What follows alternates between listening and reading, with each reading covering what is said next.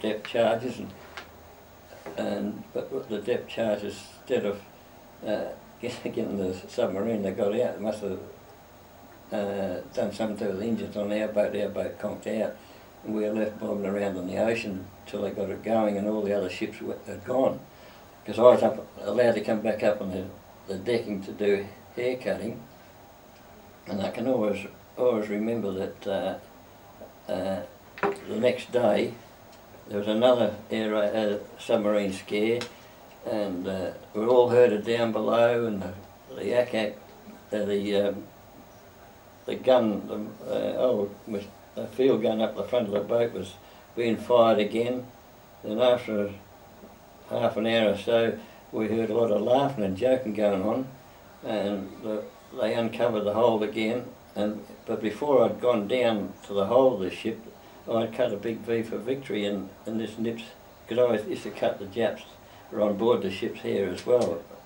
And that jet black hair, and when you put a big V, this white skull stood out. And when they got the all clear, this nip wanted his hair finished, and I wouldn't go up to do it. And he had his head over the neck. Of course, all the prisoners were all laughing, because he was getting very agitated. Just think, he pointed at his head, and because everybody could realise we had a big V for victory through his nip, this nip's head. And there's another guy, we used to call him Sweeney Todd, the mad barber. His name was Dunn, from New South Wales, and he finished up. He volunteered to go up and finish it off for us. He went up and finished it off. So we finished up sailing to Japan, and from there to how long was your voyage? Do you know, in weeks? I think from the time we left, I'm not too sure, Peter. It's in my book, the exact time. Yes. I think it was over a week. Yes. Yes, over a week. And when you arrived in Japan, it was summer, was it? Was it June? June 43, or did you arrive in the winter? I think it was winter time. It was pretty cold. Now you had some particular thing that you had acquired which helped you to keep warm. Yeah, with your Scottish background, I think my first experience was like we had to go. The party was split up. Some went to a coal mine, and cause Pop Davies was a friend of mine. He went to the coal mine, and I never saw him until after the war. And we were sent by train up to Kobe. But I can always remember my experience, my first day in Kobe. When I arrived, we were taken onto a parade ground, a sports ground, which was right opposite Kobe House. And before we left Singapore, we'd all been issued with a paper to fill in what we did as our profession pre-war days. And I put down I was a machinist. And I thought, well, I'm not a machinist. When I found I finished up in Japan, I could finish up in a factory. And I thought, well, the first thing the Yanks would want to do would be bomb a factory. So I stepped out and said I'd made a mistake in filling in my form. And I can remember that Corporal Hoblet, who was the interpreter. He was a Yank. He was the interpreter, and the chap in charge, Morimoto, was in charge of the prison camp. I can see him now with his paunchy gut and his sword dagging along by his side and his white gloves on, and he asked why I stepped out. And of course the interpreter and I put down on some machines, and next I knew I had a decent whack on the jaw and knocked me cold. I finished up flat on my back on the parade ground, and all the other guys that stepped out, they all stepped back. and I had a terrific headache from my first experience with a real Jap officer in Japan. So, but the hard part about it was that we saw all these guys in Japanese uniform. We thought, oh, we're going to be put in amongst a lot of Japs, but instead of being Japanese, they were Pommy prisoners of war. That was the first time we realised we were going to be dressed as a Jap soldier.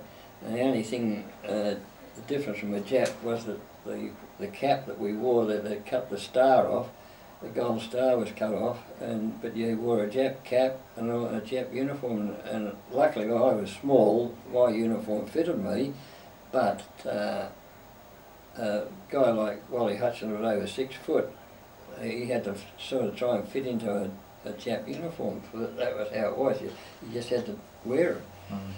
Then we had to learn to count to Japanese before we were allowed to go to bed, count to 50 in Japanese, and that was really hard. But then we realised that the Japs sort of more or less grunt their counting, but I finish up here now. I can count in Japanese.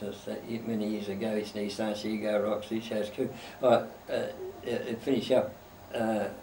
It became that way.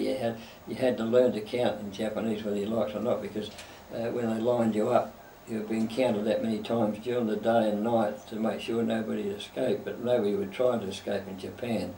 But that's how they were. They were really technical about the numbers that they had it right. Yeah. And when you thought you could learn to say number 3 was San, they'd shift you from number 3 position to number 10 or number 5, and then make you count again to make sure. But before they let you go to sleep that night, you were interrogated all the time on learning to count. Mm.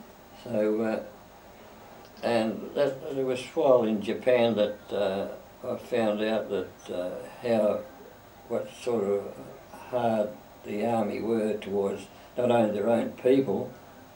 I reckon that they would have bashed their own mother or their own grandmothers. They were really shocking. You're referring to the Japanese army? Yeah, yes. Really shocking for the way. I don't know about their navy, but their army was really terrible. It's not like our army where you help one another. They would, a private in the Japanese army would hate the private next to him. There was no such thing as mates like in our army.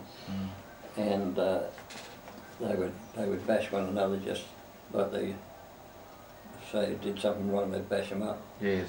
But in the time you were at Kobe, what work did you do? My first job was at a graphite factory, Showa Denki. I worked there for quite some months, and it was while I was working at that camp that I made friends with a young chap by the name of Jack Gilding, who tragically was killed on the way home. The plane crashed, but when I first went to work at Kobe, I had to go into a graphite bin dust, where all this dust was black, like black soot.